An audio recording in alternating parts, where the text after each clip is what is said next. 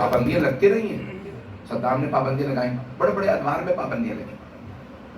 چند ایک سخت باتیں تلخ باتیں کہنا چاہتا ہوں, لیکن یہ غور سے سنیے اگر سننا چاہیں گے. وقت ہے یا تمام کر دوں؟ اللہ نے گرامی, ہم ایک بڑے سخت دور سے گزر رہے ہیں, لیکن اس میں چند ایک چیزیں بہت ضروری ہیں. پہلا کام ہماری لیڈرشپ کا ہے. اگر کہیں پہ بھی ہم خوف زدہ ہو گئے, ڈر گئے, بیٹھ گئے, جہاں ہم ایک پور پیچھے جائیں گے دشمن ہمیں 10 قدم پیچھے دھکیلے گا. لیکن کن چیزوں پہ ہمیں کمپرومائز کرنا ہے, کن چیزوں پہ کمپرومائز نہیں ہو سکتا. پہلی بات, عقائد پہ کوئی سمجھوتا نہیں, امامت پہ کوئی سمجھوتا نہیں, عزاداری پہ کوئی سمجھوتا نہیں. کل آپ سے کوئی کہے کہ اپنے جلوسوں کو روک دو, عزاداری بند کر دو, یہ ممکن نہیں ہے. نسلیں, آج اتنے افراد نسلن بعد نسلن تقیہ کے اندر رہنے کے بعد شیعہ نہیں رہے. کیوں؟ آباء و اجداد نے تقیہ کیا, خاموشی اختیار کی.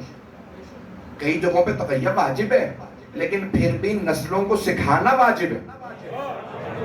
یہ نہیں کر سکتے کہ ہم اپنے بچوں کو, اپنے نسلوں کو اپنا عقیدہ نہ سکھائیں. اب ہمیں عقیدے کو کہاں کہاں پرچار کرنا ہے, کہاں کہاں اس کو پہنچانا ہے. سوشل میڈیا کا دور ہے, یہاں میں مجلس پڑھتا ہوں پوری دنیا میں پھیل جاتی ہے. اب ہم خود احتیاط کریں گے. کئی مرتبہ کہتے ہیں بھئی یہ ویڈیو بغیر پوچھے پوسٹ نہ کیجئے. جب آپ اپنے گروپ میں کہیں پوسٹ کر دیتے ہیں, دوسرے بھی ڈاؤن لوڈ کر کے آگے پوسٹ کر دیتے ہیں. عزیزان گرامی, ان تمام چیزوں کو خاطر خواہ سننا بہت ضروری ہے. لیکن کہیں پہ بھی ہمارا عقیدہ, ہم اپنا عقیدہ بیان نہ کریں. دوسرے کیا پاکستان کے اندر اپنے عقیدے بیان نہیں کر رہے؟ بھئی آپ کہتے ہیں کہ بھئی آپ کا ہمارے سے ان چیزوں پہ اختلاف ہے, ہم آپ کو اختلاف نہیں کرنے دیں گے. تو کیا سب سے بڑا اختلاف توحید پہ نہیں ہے؟ جہاں پہ ہندو کھلم کھلا کہنے کہ ہم خدا کو نہیں مانتے, میں یہ نہیں کہہ رہا کہ ان کو مارا جائے, نہیں, ان کو اپنے دین پہ عمل کرنے کی پاکستان کے آئین کے عین مطابق پورا اختیار ہے. جب ہندوؤں کو, سکھوں کو, عیسائیوں کو اپنے دین پہ عمل کرنے کی اجازت ہے, تو جتنے مسلمانوں کے فرقے ہیں انہیں بھی اپنے دین پہ پوری طرح سے عمل کرنے کا آئینی حق ہے, آئینی اختیار ہے. اور یہ نئے مسائل نہیں ہیں کہ آج شہادت کے اوپر جناب امیر علیہ السلام کی ولایت کی شہادت کے مسئلے کو نیا چھیڑا گیا. نہیں, یہ آج سے پہلے 1974 کے 75 کے اندر پہلے ایک کیس ہو چکا.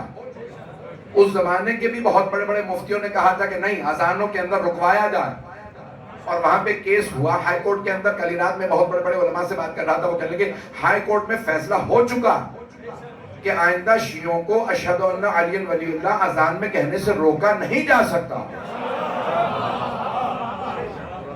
تو یہ آج دوبارہ جو سر اٹھانے والے ہیں, یا وہ قانون نہیں جانتے, یا ان کے پیچھے کوئی اور ہاتھ ہے. اور سے سنیے گا, تشیع اسے کہا جاتا ہے جو صرف ہاتھ کو نہیں دیکھتا, اس ہاتھ کے پیچھے دماغ کو دیکھتا ہے. غور کیجئے گا, میرے بھائی سب پہنچیں گے. ہم صرف یہ نہیں کہتے یزید پہ لعنت ہو, عمر سعد پہ لعنت ہو, امام حسین کے صرف قال نہیں, ہم کہتے ہیں اپنے مجلسوں میں یزیدیت مرد آباد.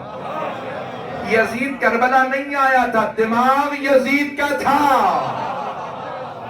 حکومت یزید کی تھی. ہم آج تک صرف شمر کا نام نہیں لیتے, ہم کہتے ہیں یزیدیت مرد آباد.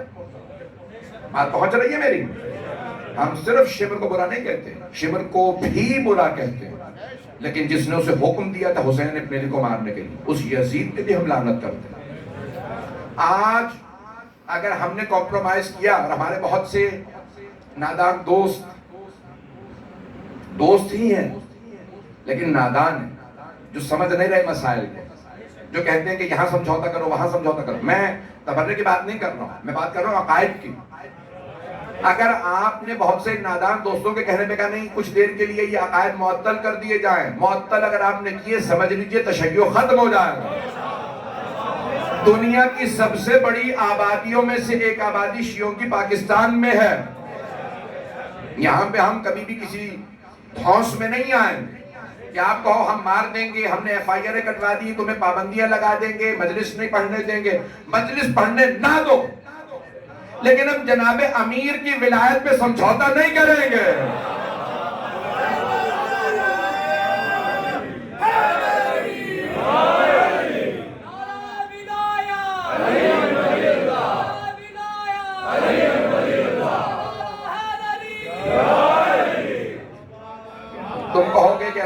سید الشہداء کو اپنے امام بارگاہوں میں محدود رکھو، جلوس نہیں نکلیں گے۔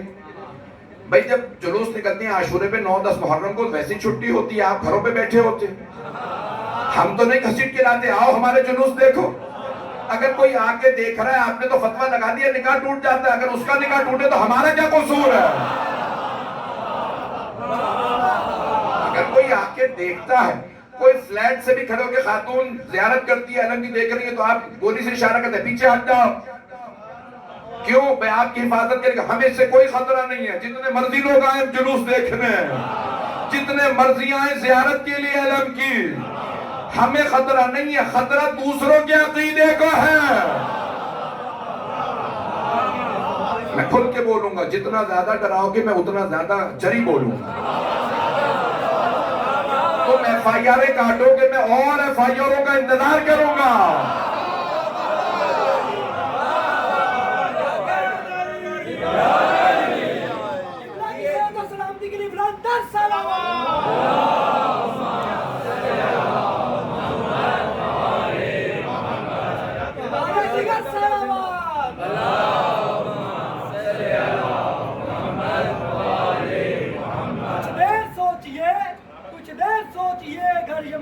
جو فرما رہے تھے جانے کے بعد یا آج ہمارے بہت سے افراد کہہ رہے ہیں کہ یہاں پہ کمپرومائز، وہاں پہ کمپرومائز، ٹھیک ہے کوئی بات نہیں، اس سال جلوس نہیں ہو، نہیں اس سال یہ کر لیتے، کچھ نہیں۔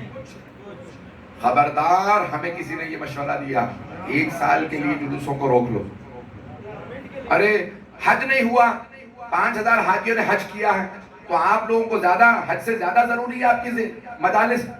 ہاں، وہاں کسی بغیرت نے حج کو روکا۔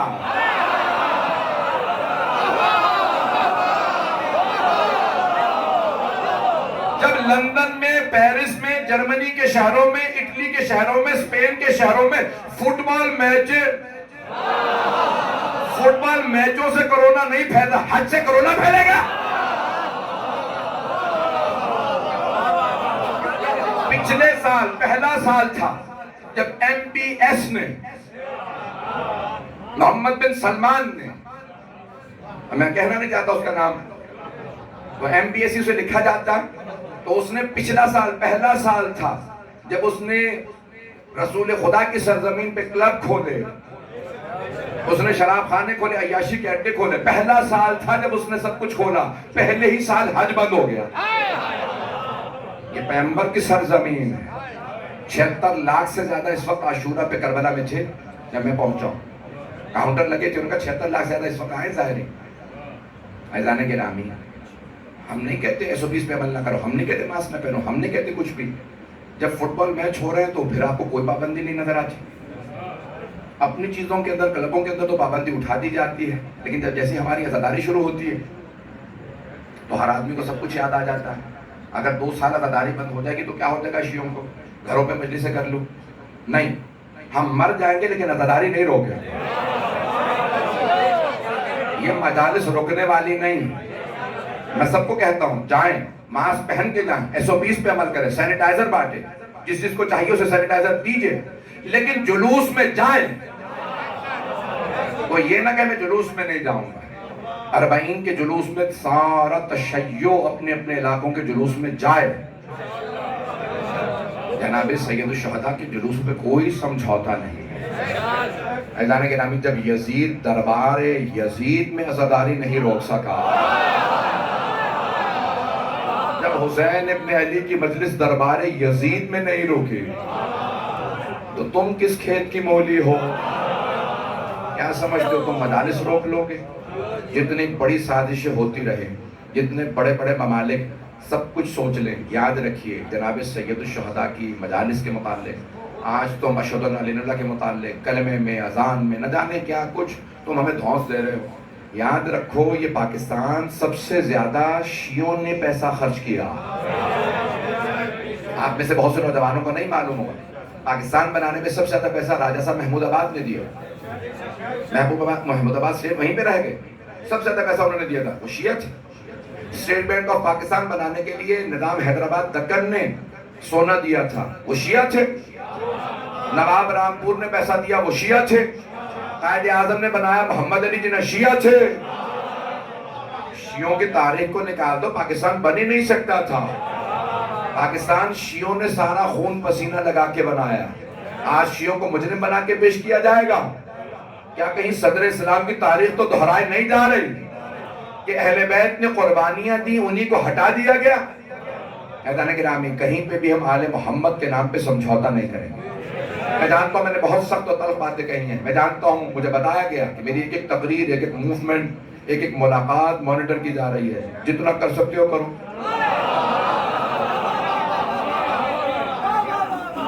اگر تمہارے سے کوئی ریکارڈنگ مس ہو گئی ہو تو مجھ سے مانگ لینا، میں خود دے دوں گا۔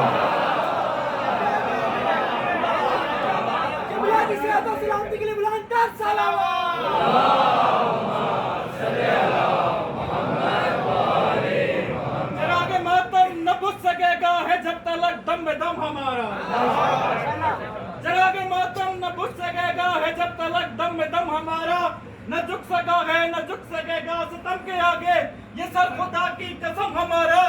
اور تمہارے فتووں نے ہر ستم پہ حسینیت سے شکست کھائی، ازل سے آپس میں لڑ رہے ہیں، قلم تمہارا علم ہمارا۔ میں نے جتنی طرف باتیں کہی ہیں، بہت معذرت، اتنی طرف نہیں بولنا چاہتا تھا، لیکن ضروری سمجھتا تھا حالات کے تناظر میں، ضروری سمجھا اس لیے کہہ دیا۔ عزیزان گرامی، یہ آج دنیا بھر کے اندر کیا بات ہے کہ ایک مظلوم جو دنیا سے بھوکا پیاسا چلا گیا، اس نے تو کسی سے نہیں کہا تھا مجھے دنیا چاہیے، اس حسین ابن علی نے نہیں کہا تھا مجھے تاج چاہیے، مجھے تخت چاہیے، حکومت چاہیے۔ سید الشہداء نے کچھ نہیں دنیا مانگی، یزید نے اپنی